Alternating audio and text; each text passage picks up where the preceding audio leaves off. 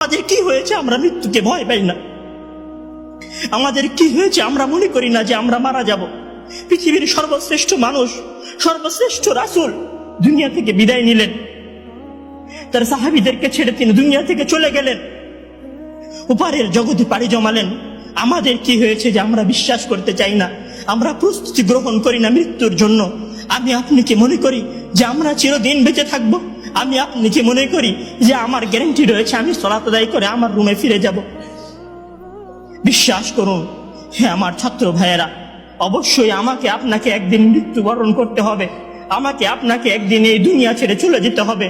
সুতরাং মৃত্যুর জন্য প্রস্তুতি গ্রহণ করুন, সুতরাং মৃত্যুর জন্য প্রস্তুতি গ্রহণ করুন।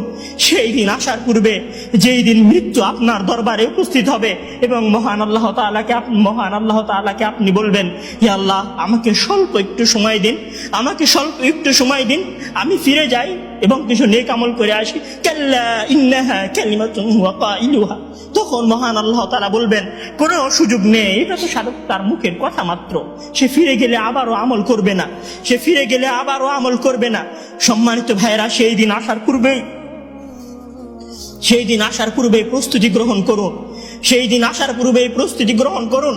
জেনে রাখুন সেই দিন উপস্থিত হয়ে গেলে আর কোনো আমল করার সুযোগ থাকবে না।